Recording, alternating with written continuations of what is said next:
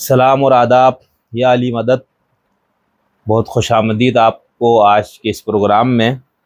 आज हमारी खुशकिस्मती है कि मेरे साथ एक बहुत पढ़े लिखे नौजवान, एक दानिश्वर, जिनसे मेरी थोड़ी सी बात हुई तो उनके इल्म का, उनकी फ़िक्र का मुझे अंदाज़ा हुआ और मैं बहुत मुतासिर हुआ। तो मैंने सोचा कि फिर मैं अपने जो नाज़रीन है, जो हमारे दोस्त अहबाब है, उनसे भी मुतारिफ़ करवाऊँ और उनको भी उनके ख़यालात से आगाही दूँ। तो इसलिए मैंने ज़हमत दी है। मेरे साथ तशरीफ़ फरमा है मरकज़ विलायत अली पाकिस्तान सिंध के मरकज़ी रबता सेक्रेटरी सैयद मोहम्मद ज़की रिज़वी साहब। तो मैंने 2 किताबें हासिल की थी, वो ज़हमत करके मेरे पास तशरीफ़ लाए। तो एक तो इस हवाले से हम कुछ गुफ्तगू करेंगे इन किताबों के हवाले से, और दूसरा हम मरकज़ विलायत अली से मुताल्लिक़ कुछ बात करेंगे। और इसके हवाले से हमारे यहाँ जो कुछ लोग मनफी ख़यालात लोगों में है, कुछ एतराज़ात है, लोगों को कुछ तहफ़्फ़ुज़ात है, और कुछ इंशाअल्लाह हम फ़िक्र के कुछ मसाइल पे बात करेंगे। और उसके साथ साथ हम जदीद इल्हाद और क़दीम इल्हाद और इल्हाद के कुछ मुक़द्दमात पे भी हम बात करेंगे। बहुत शुक्रिया सर, आपने हमारे दरख्वास्त को कबूल की और गुफ्तगू के लिए आप तशरीफ़ लाए। शुक्रिया की क्या बात है, आपने हमें याद किया, हाजिर हो गए जी। मरकज़ विलायत अली पाकिस्तान सिंध का ये मंशूर है कि जहाँ भी, जिस जगह भी हमें बुलाया जाएगा और उस बातिल निज़ाम विलायत फ़क़ी के ख़िलाफ़, बातिल निज़ाम इज्तिहाद के ख़िलाफ़ लोग सर जोड़ कर बैठ रहे हैं, सुनना चाहते हैं, डिबेट करना चाहते हैं, हम हाजिर हैं उनके लिए, उनके ख़दशात को दूर करने के लिए, उनको एजुकेट करने के लिए। क्योंकि देखिए, बरसों लगते हैं जब एक निज़ाम बनता है ना, वक्त करता है परवरिश बरसों, हादसा एकदम नहीं होता। तो ऐसा भी नहीं हो सकता कि एकदम से लोग समझ जाएंगे। अगर लोग मुखालफत कर रहे हैं तो अपनी जगह सही कर रहे हैं, क्योंकि एक चीज़ को समझना जो है ज़रूरी है। लोग मुखालफत करेंगे तो सवाल पैदा होंगे, सवाल पैदा होंगे तो सवाल इल्म की बुनियाद होते हैं, और जब सवाल आएगा तब ज़हनी उसका जवाब भी देगा। देखिए, मरकज़ विलायत अली पाकिस्तान सिंध क्यों इस निज़ाम के ख़िलाफ़ उठी, विलायत फ़क़ी के ख़िलाफ़ उठी। विलायत फ़क़ी बेसिकली है क्या, ये दीनी एम्बिट में समझें, दीनी टर्मिनोलॉजी में समझें, एक पूरी अलग कहानी है। पॉलिटिकल साइंस में समझें तो एक पूरी अलग कहानी है। ये दोनों चीज़ें बिल्कुल अलहदा काम कर रही हैं, लेकिन ऐसा मिलाया गया है। फिर अगर इसको सूफियत में समझें तो ये एक अलग पूरी एक कहानी है, यानी सूफियत भी इसमें शामिल है और इब्न तैमियत भी इसमें शामिल है। इसमें पॉलिटिकल साइंस भी समझना ज़रूरी है विलायत फ़क़ी को समझने के लिए। इसको विलायत फ़क़ी को समझने के लिए ये समझें, लॉ को समझना ज़रूरी है। अच्छा, जब ये सब चीज़ें समझ जाएंगे तो आपको समझ में आ जाएगा कि हम और हमारी तहरीक क्या काम कर रही है और क्यों इसके खिलाफ है। सही। और दीनी एम्बिट में समझें तो 1400 साल पहले अगर हमें गैर मासूम को तस्लीम करना होता तो हम उस वक्त कर लेते। हम किसी गैर मासूम की विलायत तस्लीम करते ही नहीं हैं, ना 1400 साल पहले किया है, ना आइंदा कभी फ्यूचर में। हम फ़कत 14 की विलायत के कायल हैं, शिया असना अशरी 12 इमामी हैं। अच्छा सर, ये पहले बहुत अच्छा, मैं विलायत फ़क़ी पे 1-2 सवाल करूँगा इंशाल्लाह, उस पर हम आपसे तफसीली, क्योंकि मेरा अपना ये दिलचस्पी का मौजू है और हमने अपनी किताब में भी इस पर लिखा। और ये इनकलाब, इस्लामी निज़ाम, इस हवाले से मैं काफ़ी अरसे से, अब तो उस फेज़ से मैं निकल गया हूँ, लेकिन एक ज़माने में हम खुद बहुत जज्बाती मुबल्लिग़ के तौर पर इसके लिए थे। हम खुद भी थे हम खुद भी विलायत फ़क़ी के, हम उसको दौरे जाहिलियत कहते हैं अपना, हम खुद भी विलायत फ़क़ी के हामी थे। हम खुद यूँ समझें, इनकी जो पाकिस्तान में चलने वाली तहरीकें हैं उनसे हमारा राब्ता था, दौरे जाहिलियत था। और सब लोग, जाहिर सी बात है, एवोल्यूशन के एक पीरियड है जिसमें लोगों ने सीखा है, समझा है और यहाँ तक पहुँचे हैं। और मौला भी कहते हैं कि अलकतरा में हदीस है कि खुदा जिसके दिल को पाक करना चाहता है उसे हमारी विलायत अता करता है। तो ये कोई आसान चीज़ नहीं है, ये विलायत बड़ी भारी चीज़ है, इसको वक्त लगता है समझने में, सीखने में। और जब सूरह कुल हुवल्लाहु अहद आया था तो रसूल अल्लाह ने कहा था, जबकि सूरह कुल हुवल्लाहु अहद सूरह तौहीद बिल्कुल वाज़ेह है, कहा इसको आखिरी ज़माने के लोग समझेंगे। बिल्कुल। तो अच्छा, तो आप लोगों के बारे में एक तो ये कहा जाता है ना कि आप लोग क्योंकि विलायत फ़क़ीह के जो निज़ाम है इसके ख़िलाफ़ बात करते हैं, तो इस वजह से आप लोग MI6 और बाकी जो एजेंसियां हमारे यहाँ ये जो कहा जाता है ना, उनसे आपको बहुत कुछ मिलता है फंड। एक तो आप थोड़ा सा हमें ये बताएं, भाई इतना फंड आप लोगों को मिलता है, तो हम तो जो आप जैसे जिन दोस्तों से मिला हमने उनको अपनी तरह फ़कीर ही देखा है, ठीक है, तो वो फंड आप लोगों को कैसे मिलता है और जाता कहाँ है? दूसरा आप मुझे थोड़ा सा ये बताएं, आप लोगों पर एक ये भी कहा जाता है कि ये गाली लोग हैं, ठीक है, इस पर भी आप थोड़ी सी गुफ्तगू कीजिएगा। और तीसरा जो आप लोग भी चूँकि तकलीद के ख़िलाफ़ है और अखबारी मकतब भी तकलीद के ख़िलाफ़ है, तो इन आप में और उनमें क्या फ़र्क है? ये 3 सवाल है, मुख्तसर आप इस पर अगर जवाब दे तो। पहला सवाल आपका क्या था? फंड जो आप लोगों को मिलता है। हाँ, फंड जो हमें मिलता है, देखिए अगर फंड मिलता हो तो हम तो उस MI6 को ढूंढते फिर रहे हैं जो कहीं खो गई है, और इतना काम हम कर चुके हैं लेकिन कहीं वो खोई हुई है। बहरहाल यहाँ पर मैं हसन अल्लाह यारी वाला जुमला कहूँगा तो खुदा दरूद नाजिल करे उस MI6 पर कि जो मौला की विलायत के लिए काम कर रही हो और विलायत का प्रचार कर रही हो। तो हसन अल्लाह यारी साहब का ये जुमला वहाँ से क्लियर है। अच्छा, अगर MI6 से मुराद ये है कि मौला इमाम ज़मान या मौला इमाम छठे मौला हमारे MI का मतलब ये है, तो बेसिकली हम जाफरी फ़िक़ा से ताल्लुक़ रखते हैं, शरीयत जाफरी के फॉलोअर हैं। मौला हमें रूहानी फंडिंग कर रहे हैं और हमें रूह की फंडिंग चाहिए भी। जिस्मानी क्या है, देखिए किसी भी निज़ाम के ख़िलाफ़ उठने के लिए ये तो एक जहालत है, ये तो एक प्रोपेगंडा है, ये एक सामने वाले को एक तरह से नीचा दिखाने के लिए आवाम के जहनों पर ये सवार कर दिया जाए कि ये किसी के एजेंट हैं। बुनियादी तौर पर आप समझें कि एक निज़ाम को जब समझेंगे और निज़ाम की मुखालफत, हम सिर्फ कोई दुश्मनी नहीं है हमें किसी से, हमारी दुश्मनी का मरकज़ मौला इमाम ज़मान की विलायत की मुखालफत है। हमें कोई ज़ाती दुश्मनी नहीं है किसी से। विलायत फ़क़ीह, विलायत कुबरा, विलायत उज़्मा, विलायत मुतलका इमाम ज़मान के मुकाबले में आई है। अच्छा, फिर आने के बाद फतवे भी विलायत अली पर हैं कि अइम्मा की विलायत पढ़ने से नमाज जैसी हकीर चीज़ भी, यानी जो कि फुरूए दीन में आती है, हकीर का मतलब ऐसे हकीर नहीं, हकीर का मतलब कंपेयर टू इमाम, जी बिल्कुल, यानी इमामत की गवाही बातिल हो जाती है अगर नमाज में पढ़ दी जाए। तो ये तो फिर अहले सुन्नत से हमारा यही तो झगड़ा है।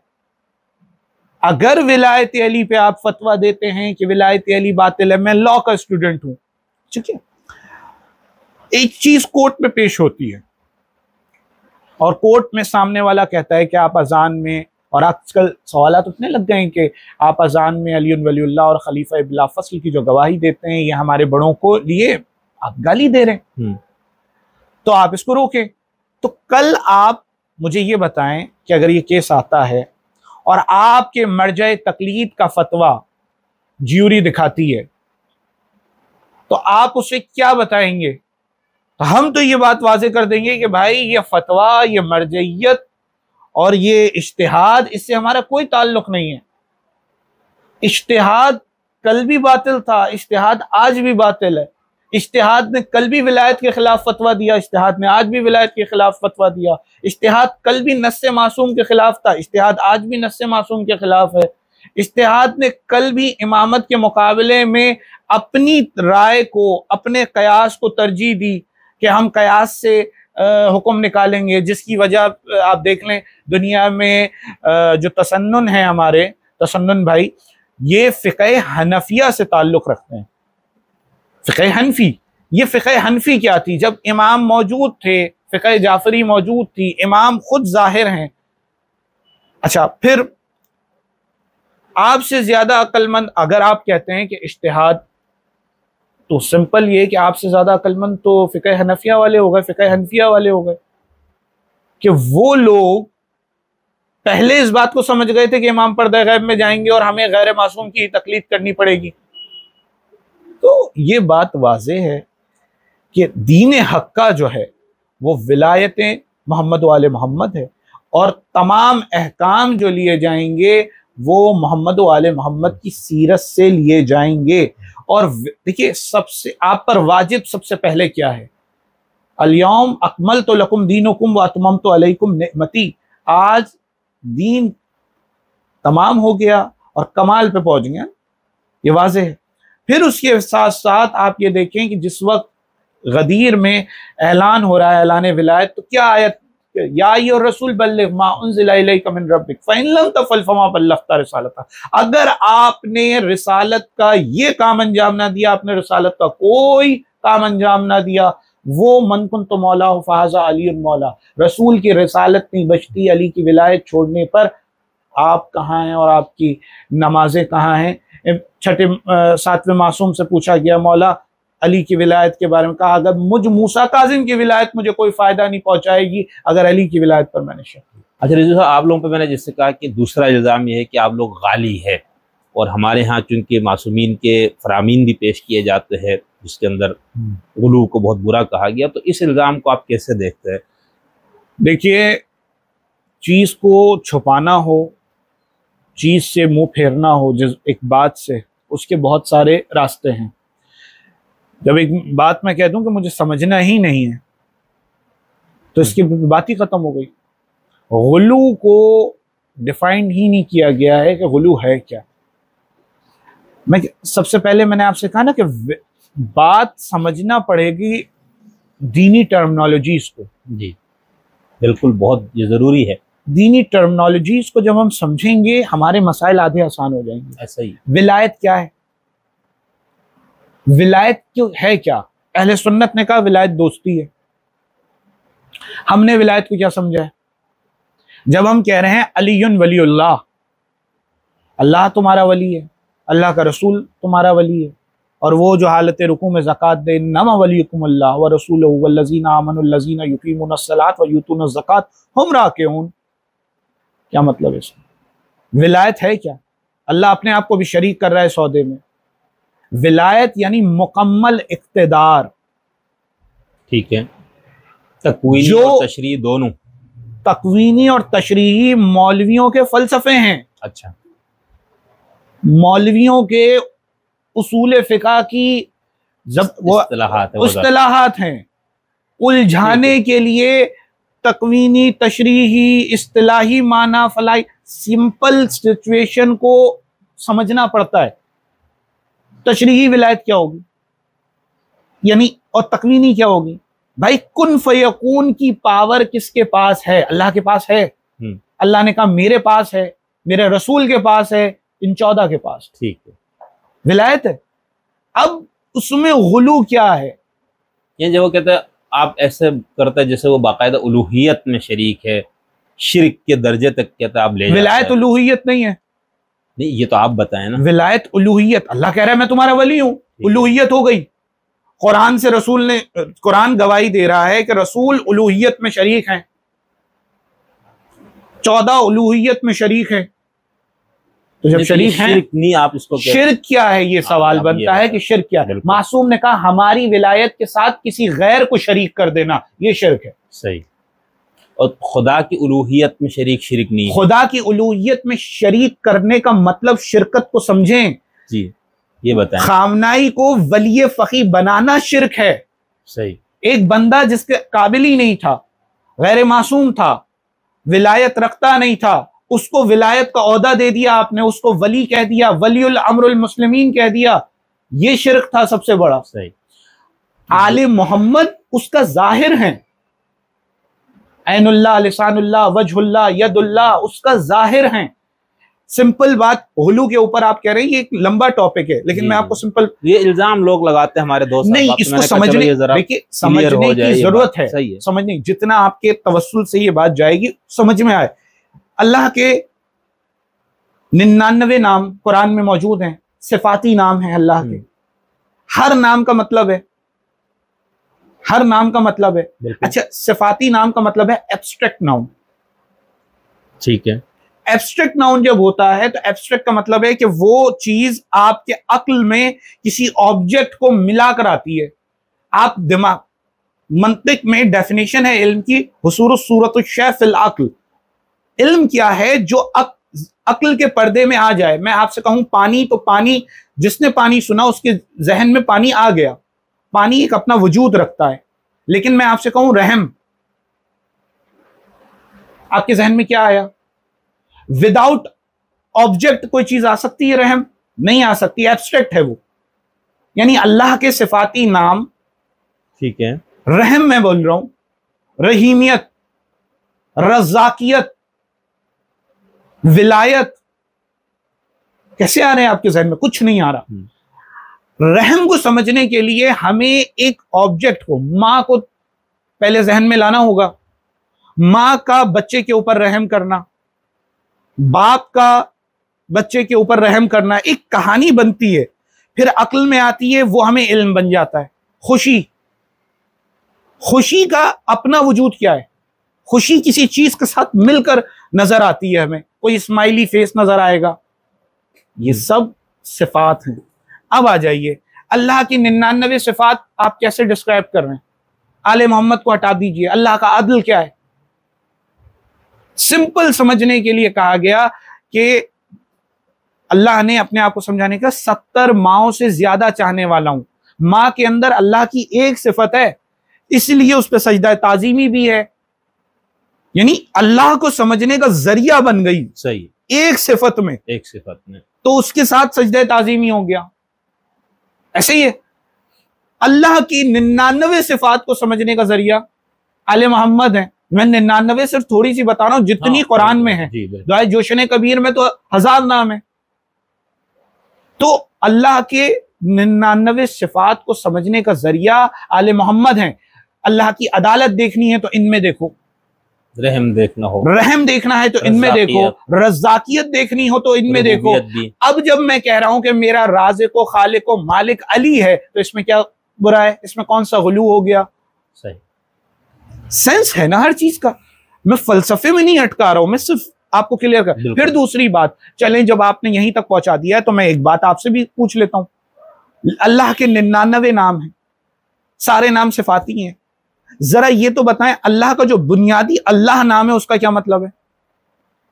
मौलवियों से पूछकर कोई बताए मुझे कि लफ्ज अल्लाह का मतलब क्या है। ये जो तफसीर बिर राय करने वाले हैं, ये जो अपने जो चाहते हैं अपनी तरफ से निकालते हैं, लफ्ज अल्लाह के लिए बताइए। अगर मासूम की चौखट पर सजदा नहीं करेंगे, हमें ये लफ्ज अल्लाह पता ही नहीं चल सकता। सही। शेख सुद्दूक ने लफ्ज अल्लाह का मतलब बताया है, और इमाम जाफर सादिक तफसीर बिस्मिल्लाहिर्रहमानिर्रहीम में कहते हैं लफ्ज अल्लाह के अलिफ से मुराद वो नेमतें जो तुम्हें हमारी विलायत के सबब मिले। लफ्ज अल्लाह के लाम से मुराद हमारी विलायत तुम पर लाजिम है, तमाम कामों से ज्यादा लाजिम है। और लफ्ज अल्लाह के हे से मुराद बर्बादी है उसके लिए जो विलायत का मुनकिर हो। लफ्ज जी, शेख सुद्दूक मानिउल अखबार किताब तौहीद में मौजूद है, आप मुझसे ले सकते हैं। अभी इस वक्त भी मेरे पास मोबाइल में मौजूद है। यानी लफ्ज अल्लाह के अंदर भी अल्लाह का ना वजूद है, ना अल्लाह के कोई बारे में है, विलायत है। जब तो छठे मौला ने फिर ये फरमाया ना कि हमारी विलायत के सिवा कोई तौहीद नहीं, और शिर्क यही है कि जो हमारी विलायत के साथ किसी गैर मासूम को शरीक कर दे। अच्छा रिज़ा, बहुत अच्छा। अब कुछ कहना है इसमें, मैं फिर अगला सवाल पे जी। बहुत यानी कोई तो गुलू यानी क्लियर हो गई गुलू की बात। बिल्कुल, गुलू जो आपने शोर मचाया है ना, गुलू भाई, जो सारी उसकी सिफात, वो उसके आईने में सिफात, वही सारी सिफात हमें जब झलकती हुई नजर आ रही हैं, और कोई मार्फत में ये कह रहा है कि अली मेरा खालिक व मालिक व राज़िक है, तो आपको इसमें क्या मसला है? उसकी रज़ाकियत आप वहां से हटा के कहां देखेंगे? उसकी रज़ाकियत को कौन डिफाइन करेगा? नहीं डिफाइन कर सकते। एथियस्ट, जब आपने एक इल्हाद की बात की ना, करेंगे जी, या एक जुमला कह दूं, एथियस्ट इस्लाम से और अल्लाह के वजूद से और तमाम मजाहिब से बेजार इसलिए हैं कि उन्हें अल्लाह का सही वजूद नहीं मिल रहा। जो मौलवी की तशरीहां है ना, गैर मासूम को ऐड करते करते, अज अव्वल से लेकर आखिर तक जितने 72-73 फिरके बनेंगे, हक्का के यानी फ़िरक़ा हक्का को हटा के जो विलायत वाला फ़िरक़ा है वो सारे इस बात पे हैं कि उन्होंने गैर मासूम को दखल दे दिया है और उसकी तफसीर बिल राय की वजह से मसाइल होते हैं। और फिर सामने वाले से जो हक बयान करे, जो मार्फत बयान करे, उसको गुलू का लेवल दे दिया जाता है कि गुलू कर दिया इन्होंने, अल्लाह की ज़ात सिफ़ात के साथ किसी को शरीक कर दिया। तो अल्लाह की ज़ात सिफ़ात के साथ शरीक करे बगैर आप कुछ समझ ही नहीं सकते। माँ को भी आपने शरीक किया है अल्लाह की सिफ़त के साथ, जब उसका एहतराम आपको समझ में आया है। बहुत शुक्रिया रिजवी साहब, आपने बहुत तफसील से और बहुत वजाहत से इस मौक़िफ़ को जो इल्ज़ाम कहे या जो आप लोगों से मुतालिक कह कर लोगों को मुतनफ़िर किया जाता है कि ये मुशरिक है और ये इस तरह के लोग हैं, तो आपने इसकी वजाहत की। नाज़रीन, ये मेरे दोस्त और साहिब इल्म शख्सियत मोहतरम रिजवी साहब ने अपना मौक़िफ़ दिया है बहुत तफसील के साथ, क्योंकि हमारे जो इस चैनल का या जो हमारी गुफ्तगू का जो मनहज है वो हमारा ये है कि जो जिस गिरोह का, जिस फ़िरक़े का, जिस मसलक का जो मौक़िफ़ है उसको उसी के अल्फाज में आपको बताना है। ठीक है, यानी हम तबलीगी मिशन में अपना बता रहा हूँ, मेरा कोई तबलीगी मिशन नहीं है किसी भी उसके इज़्म के लिए, नज़रिए के लिए, धर्म के लिए। मेरा सिर्फ मकसद ये होता है कि जो लोग हैं उनको कम से कम जिन लोगों का जो मौक़िफ़ है, या अगर मैं अपनी ज़बान से बताऊँ तो भी उसको गहराई से समझ के बताऊँ, और अगर उस गिरोह का, उस तहरीक का, उस मज़हब का, उस धर्म का जो भी है उसका कोई नुमाइंदा मिले तो उनके उस नुमाइंदे के अल्फाज से, ताकि जो गलत फहमियाँ हम दूसरों से सुन के इधर उधर से बातें जो हम पाल लेते हैं हम उससे निकल सके और हम एक मारूज़ी अंदाज से और हमदर्दाना अंदाज से हम उनके मौक़िफ़ को समझ सके।